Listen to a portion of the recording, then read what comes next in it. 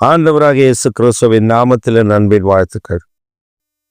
இந்த காலை வேளையில் நம்முடைய தியானத்திற்காக நாம் தெரிந்து கொள்கிற வேத வசனம் எபேசியர் நிறுவம் 1 அதிகாரம் 23 வசனம்.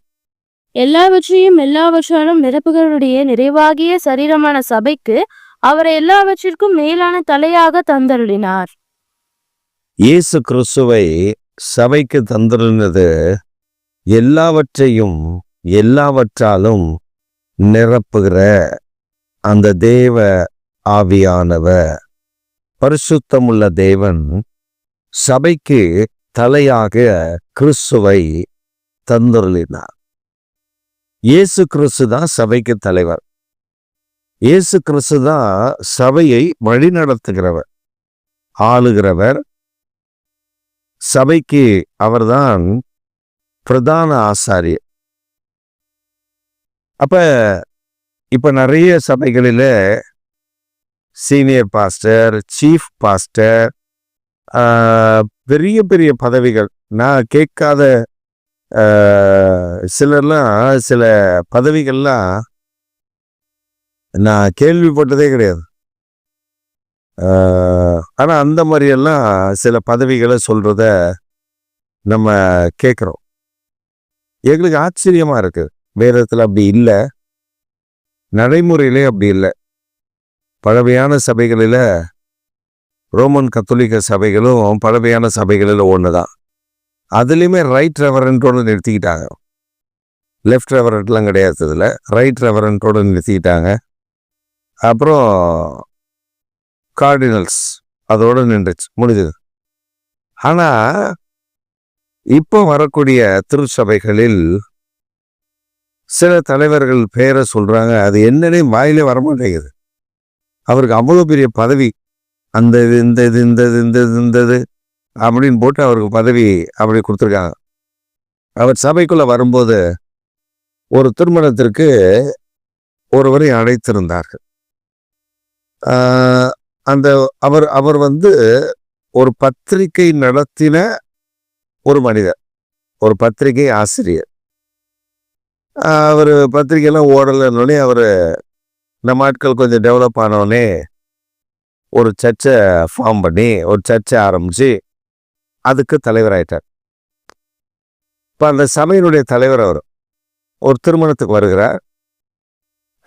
திருமணத்துக்கு வந்தால் திருமணம் எத்தனை மணிக்குன்னு போட்டிருக்கு, அத்தனை மணிக்கு வரணும்.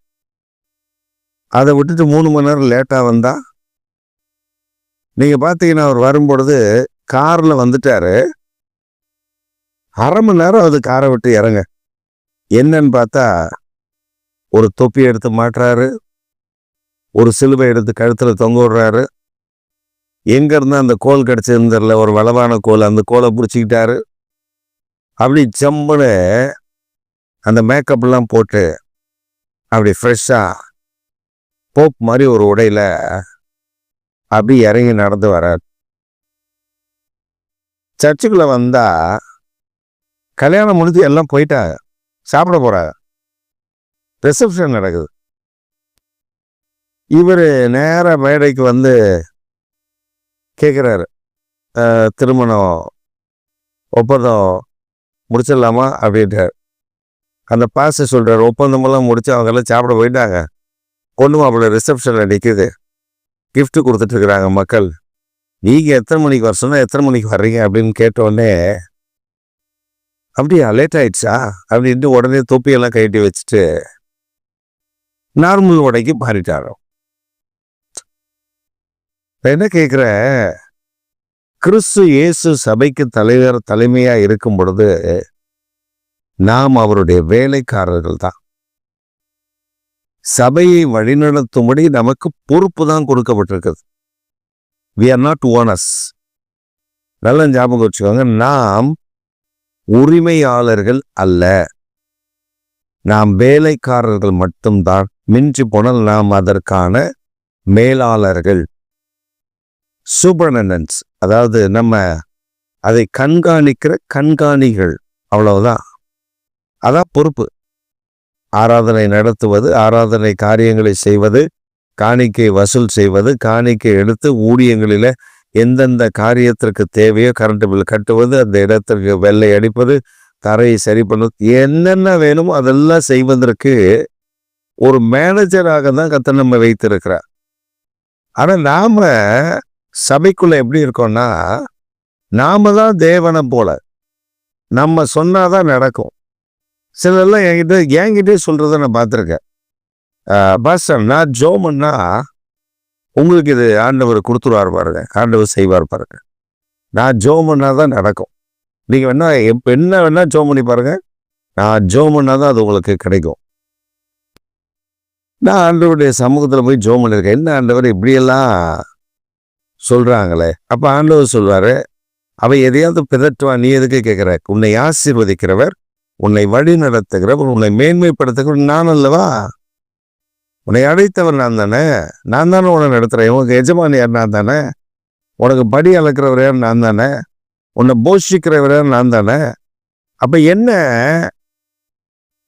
மாற்றி சொல்லுகிற கருத்துக்களை நீ காதலே வாங்காத, அனுப்பி விட்டுரு. இப்படிதான் நம்ம இருக்கணும். கர்த்தர் அவர் சபைக்கு அவர் தான் தலைவர், அவர் சபையை வழி நடத்துகிறவர் தான், சபைக்கு தேவையானதை போஷிக்கிறவர் அவர் தான்.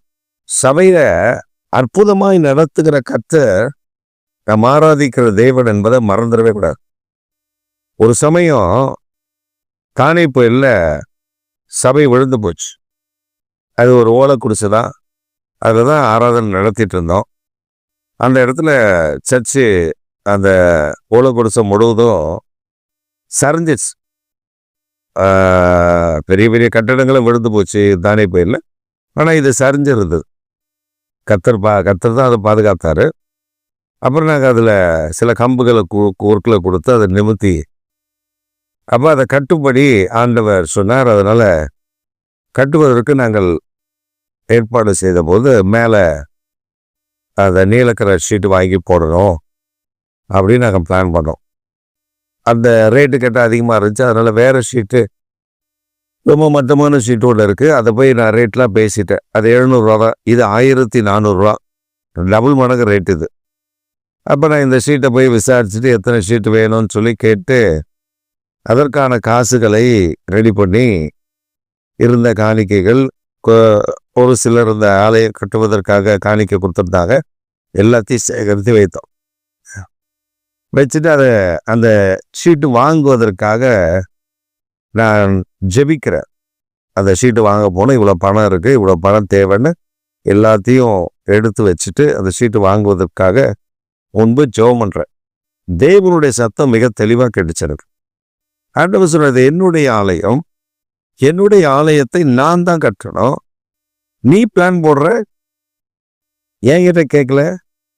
என் ஆலயத்துக்கு எந்த ஷீட்டு வாங்கணும் நான் சொல்றதை செய், நீ ஓடாத. அப்ப நான் சொல்றேன், காசு இல்லையா ஆண்டவர், இவ்வளவுதான் இருக்கு, இப்ப அதுக்கு இவ்வளோ அமௌண்ட் வேணும், இது இருந்தா அந்த ஷீட்டை நான் வாங்கிடுவேன். எனக்கு பெரிய ஆச்சரியம் என்னன்னா, நான் மனதிற்குள்ள அவரோடு கூட பேசுகிறேன். நான் பேசி முடிப்பதற்குள் ஒரு ஃபோன் கால். மறுமுனையில் இருந்த ஒரு ஊழியக்காரர் அவர் என்னை கூப்பிட்டு சொல்லுகிறார், ஒரு மனிதன் 3 நாள் தூங்கவில்லையா, ஆண்டவர் உங்களுடைய சபைக்கு ஒரு காணிக்கை கொடுக்க சொல்லி அவனை ஏவி கொண்டிருக்கிறார். சரியான கஞ்சப்பைய, ஆனால் ஒரு காணிக்கை எடுத்துட்டு வந்திருக்கான். அவன் மனம் மாறுறதுக்கு முன்னாடி நீங்கள் வந்து வாங்கிட்டு போயிருங்க, உங்கள் சபையை கட்டுறீங்க, சீக்கிரம் வந்து வாங்கிட்டு போயிருங்க. நான் சரி பிரதர், நான் இப்போ ஷீட் வாங்க போடும், அதுக்கு தான் நீங்கள் வந்து வாங்கிட்டு அப்புறம் ஷீட்டு வாங்குங்க. போனால் எனக்கு எவ்வளவு குறைஞ்சதோ ஷீட்டு வாங்க, அவ்வளவு பணத்தையும் அந்த மனிதனுடைய கரத்தில் கர்த்தர் கொடுத்துருத்தார். அதை வாங்கினவன்னு எனக்கு ஆச்சரியம்னா, அவருடைய ஆலயத்திற்கு என்ன வாங்கணும் போது அவர் கருத்தாய் இருக்கிறார். அவர் தான் தலைவர்.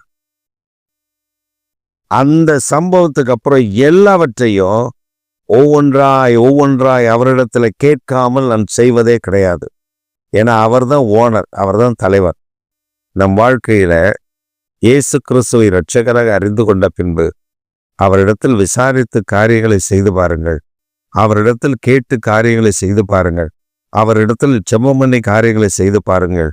உங்கள் வாழ்க்கையில் நஷ்டம் இல்லாதபடி மேன்மை அடைவதை காண்பீர்கள். ஆமென்.